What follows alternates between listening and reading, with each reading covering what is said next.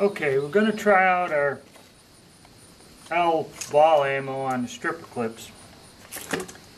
And what I've done is I've got the two Izhevsk rifles, the 42 to 43, and I saved the targets from last week, save us some time, where I shot with them. So I'm going to shoot at the same target with those two guns with this different ammo, and I have the targets to compare. I'm kind of doing something different. My third gun is going to be this Sestroevsky M91 that was captured by the Austrians and then sold to the Finns. I'm also going to, I haven't done a lot of work with this, so I'm going to shoot at a larger, longer target, and we're going to try to see what this does. Okay.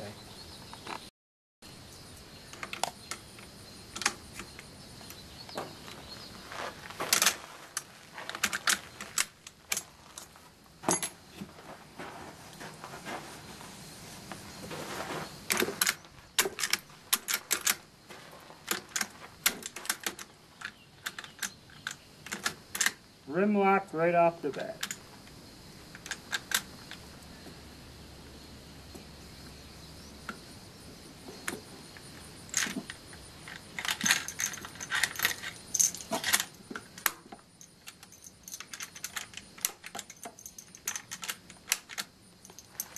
This gun was made in 1898, so the springs might be a little worn. So.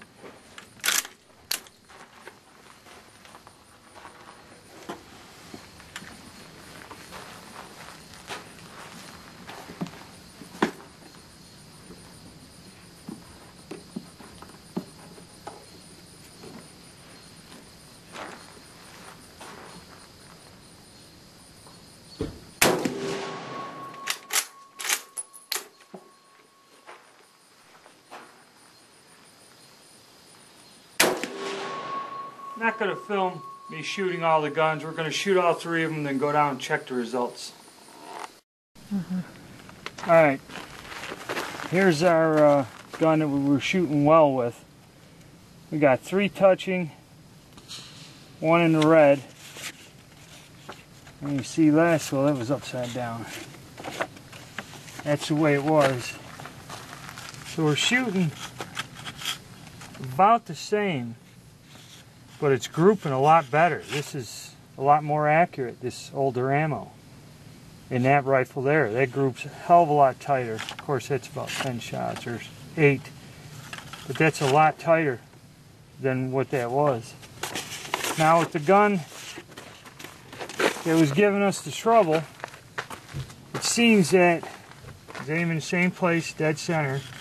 It's still a little bit to the right. Okay, but again, looks like it's grouping a little bit better. So I'm going to try to adjust that sight and see where we are with that. So it's getting it more, it looks like that gun was sighted in with that ammo. Now again, here we go. We haven't shot that. These are all shooting low when I was putting that bead there. So this gun shoots low. So I'm going to take that Sestroevsky and ramp the sight, and it's at 50 yards. So at 100 yards, I don't know what it'd do, unless I'm getting the wrong sight picture. So I'm going to try something different with the Sestroevsky. But so far, that's how it looks. Okay. Alright, as you can see, with the gun with the mint barrel, with the real good rifling, and I mean right to size, specifications, this ammunition's deadly. I mean, that's a good grouping. I got a couple flyers because I mixed my targets up, shot 2 rounds with the other gun and was aiming differently. So that's probably them 2 flyers, but that's a killer group for military ball ammo. That's a killer group. And it looks like Log Cabin Loom's going to get his run for the money on the Cobra Challenge. Now I drifted this sight a little, and it looks like it's worked. It's kind of gotten me over here. I'm going to tape this target up, and I'm going to see, how well I did with the sight drifting. Put a few more out of that. And this is the gun that I'm going to work on. I told you I was going to work on the one gun with the nice bore. That's not the one I'm going to accurize. I'm going to accurize this one. The bore's a little worn. The sights are off. I may put Josh's sight on there today and give it a try. I don't know yet.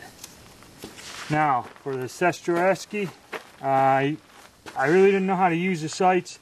Got a different sight picture, using a totally different sight picture. Now I'm on the paper. I'm also going to tape this up. I might try the other ammo first and then try the L ball again and see and take it from there. That's what we got so far. Alright, so I think moving the sight, we got our windage problem fairly well done. We got a bull. Our elevation is still shooting low with that sight on there. I don't know what's wrong. There might be something more wrong with the gun. But as you can see with the barrel worn, I'll go over the dimensions. It doesn't group as tight as the one with the good barrel. Now, using our standard light ball we get in the tins with the bow tail bullet, that Sestroretsky likes that pretty much. I'm getting used to that gun too. I've shot that very little. This is the most I've shot that rifle. I'm going to tape these holes up in the M95 target. Then I'm going to put that L ball, and I'm going to try 10 rounds of the L ball through the Sestroretsky, and then we're going to head to the 100 and 200 yard range. Now, as you can see, this was our 147 grain light ball from the 70s in that old 91. We had a couple low ones, but then I got a good group. This is our D ball from 1946. First 5 rounds were pretty low. I tried concentrating and aiming right here, and still kind of went to the left here, but it would have been on. But it's still kind of gravitating towards the low side. And I think the gun's getting hot too, so, you know, another thing, when the gun heats up, it might draw your shot one way or the other. It didn't group too bad, but it's kind of a toss-up. There is a difference. I think the older gun likes heavier bullets. So if we shoot that at 100, we're going to stick with our 1970s ammo. A different style bullet, like you seen in a video about this L ball. The L ball works great in the 91 30s. They love it. Alright, so now we're off to 100 yard, 200 yard range.